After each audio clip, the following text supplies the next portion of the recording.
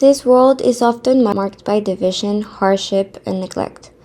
The acts of mercy stand as powerful reminders of our shared humanity.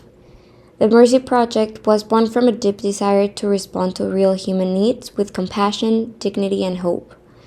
This initiative seeks not only to alleviate immediate suffering, but also to foster long-term healing through intentional service and authentic relationships, sustained but also support, kindness, justice, and transformation. Our initiative was mostly forwarded for children that needed a little time for a safe space to feel like kids again. So first we need to understand the global challenges children face, particularly in regions like Asia and Africa. Over 70% of the world's children live in these areas, with Africa projected to see a 30% increase in its child population in the next 5 years. Sadly, 151 million children have lost one or both parents, and about 10% of them are total orphans, mostly in sub-Saharan Africa.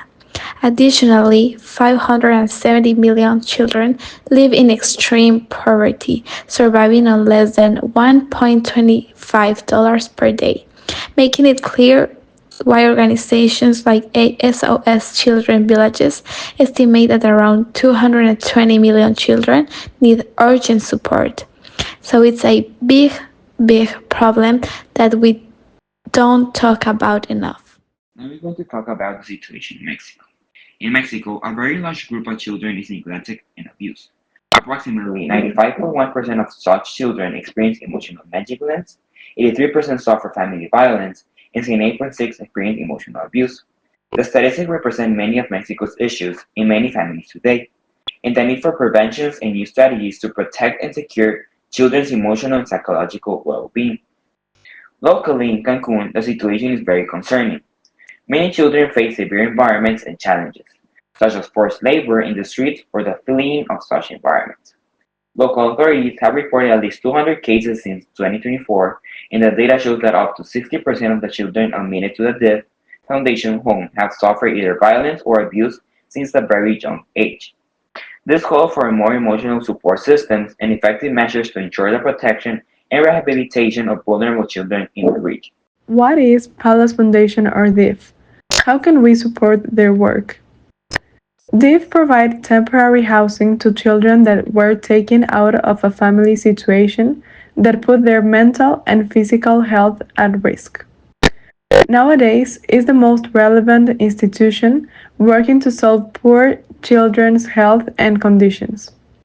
This institution has the capacity to care for 96 children in vulnerable situations.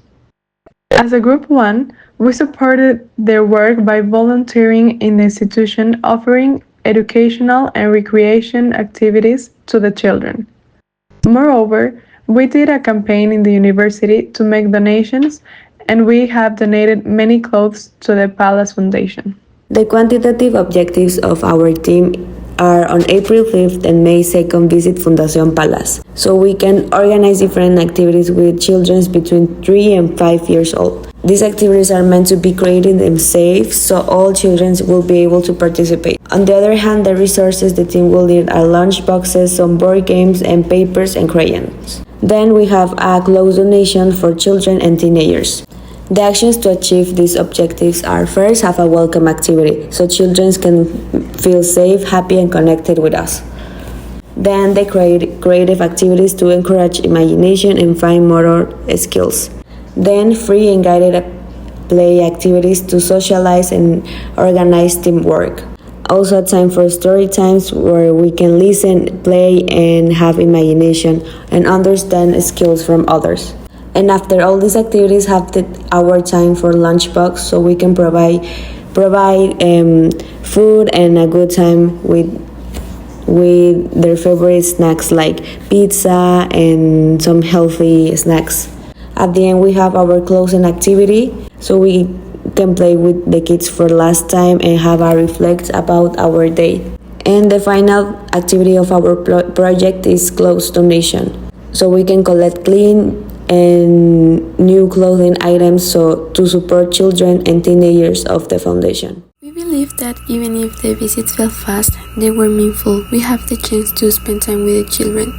Some of us even heard stories about what these kids have been through, stories that are difficult to imagine. But despite the heaviness of those moments, every conversation, every laugh reminds us why we were there. As a team, we left the foundation with full hearts, knowing that at least for a little while, we helped make these children feel a bit happier and satisfied. Of course, like every plan, not everything goes according to plan. We understood that the prayer had to be much deeper, so we visit again, changing our vision of the plans and taking notes for future projects. We also had a close donation. We felt like a small but meaningful gesture, and the biggest challenge we faced was communication. In the end, our mercy prayer became much more than just an assignment. It was about giving, creating moments of joy, and letting these kids know that they are people who truly care, who want them to smile, to feel safe, and to know they deserve a good life. More than continuing the project, this has a big potential to become something that can evolve with a much bigger purpose. This foundation has the doors open to create spaces for the kids to feel warmth.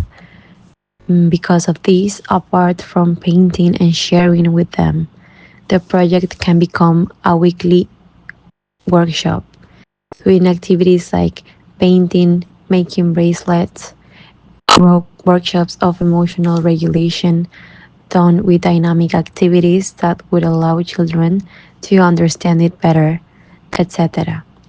It is a great opportunity that, if done correctly, can become a safe space for children to clear their minds.